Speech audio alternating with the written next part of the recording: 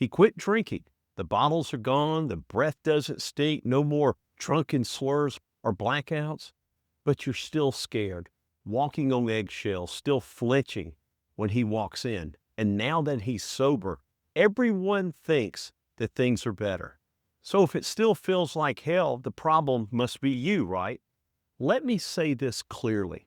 Just because he stopped drinking doesn't mean the damage stopped.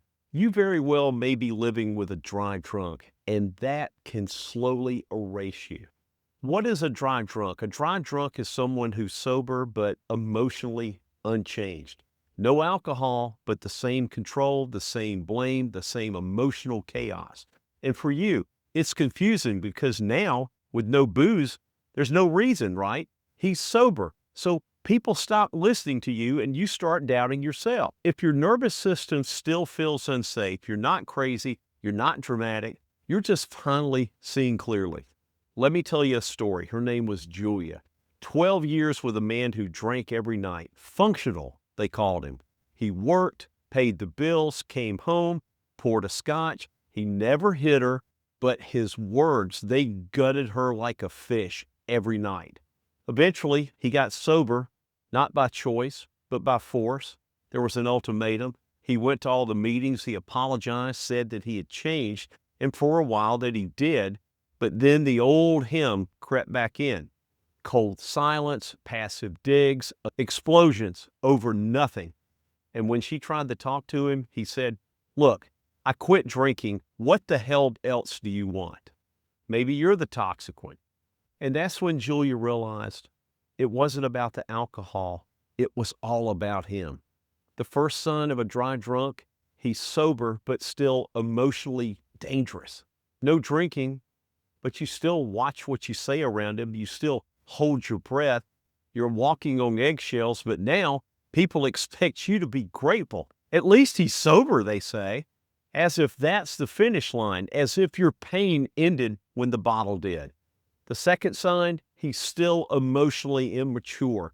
Dry drunks haven't learned to process pain. They just remove the booze. So instead of numbing with liquor, they just numb with control. Blame, criticism, emotional shutdowns. He doesn't yell at you. He freezes you out, corrects your tone, controls your peace.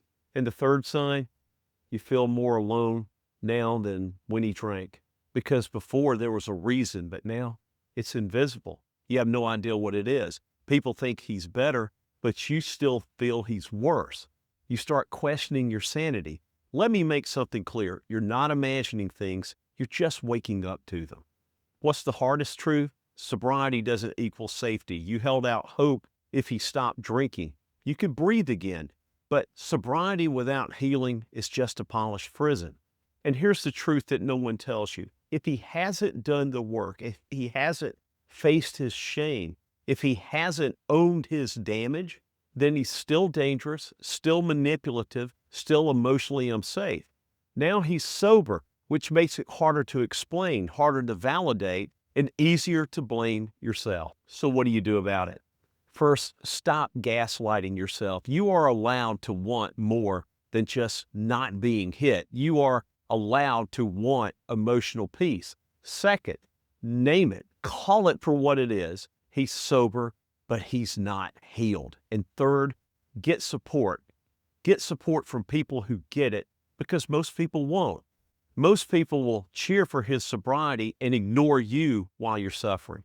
And don't let that applause drown out your intuition.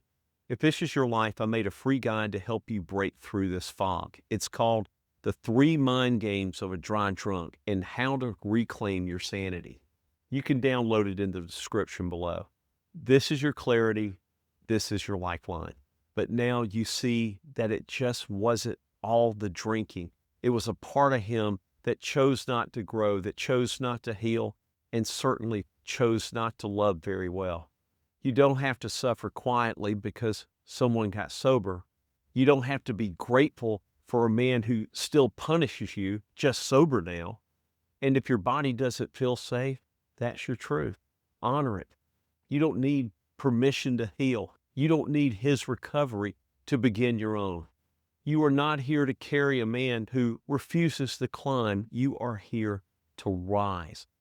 And if you're ready, it starts with one brave decision to tell the truth, to name the pain, and to reclaim your life.